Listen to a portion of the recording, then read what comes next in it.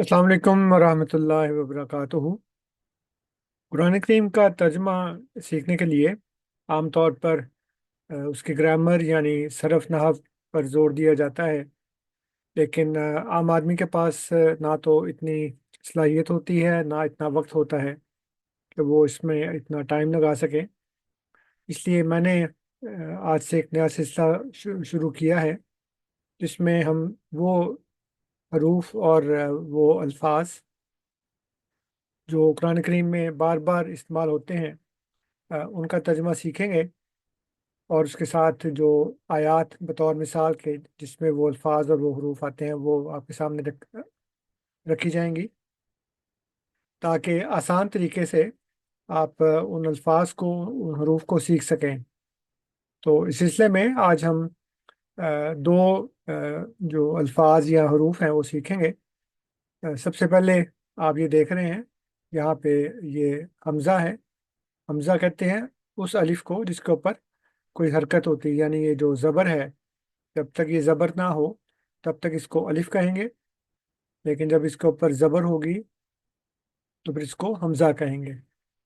और इसकी आवाज़ आप अगले खाने में देख रहे हैं, यानी बोला जाएगा और इसका मतलब है क्या, यानी इज़, आर और डू। ये सवाल पूछने के लिए इस्तेमाल होता है। और उसकी मिसाल आपके सामने है, सूरह अल बकरा की आयत नंबर 14 है। कालू, यानी उसका आयत का एक हिस्सा है। कालू, अ, उन्होंने कहा या वो कहते हैं, अ नो मिनो, क्या, नो मिनो, हम ईमान ले आए, कमा, जैसा कि आमन सुफहाओ, ईमान ले आए बेवकूफ। तो यहाँ पे जो ये हर्फ है इसका मतलब है क्या। कालू, उन्होंने कहा कि नो मिनो, क्या हम ईमान ले आए, कमा आमन सुफहाओ, जैसे कि ईमान लाए बेवकूफ। तो आप जब भी और आयात पढ़ेंगे जिसमें ये लफ्ज़, ये हर्फ होगा, तो आपको पता लग जाएगा कि यहाँ पे सवाल पूछा जा रहा है। ठीक है जी। सवाल पूछने के लिए एक और हर्फ है, लफ्ज़ है, वो है हल। ये आप देख रहे हैं आगे अगले खाने में, हल। इसका मतलब ये है क्या, और वही इज़, आर और डू। तो इसमें सूरत नंबर 20 है, आयत नंबर 10 है। वह हल अता का हदीस मूसा।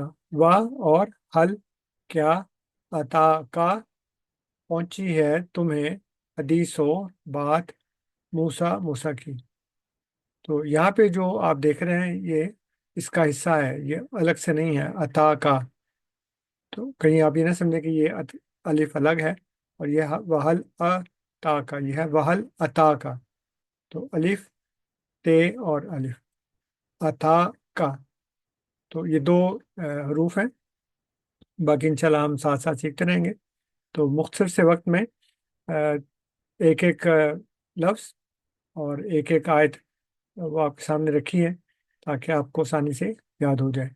तो इंशाल्लाह ताला फिर अगला जो सबक है उसमें हम और बातें और हरूफ और अल्फाज सीखेंगे।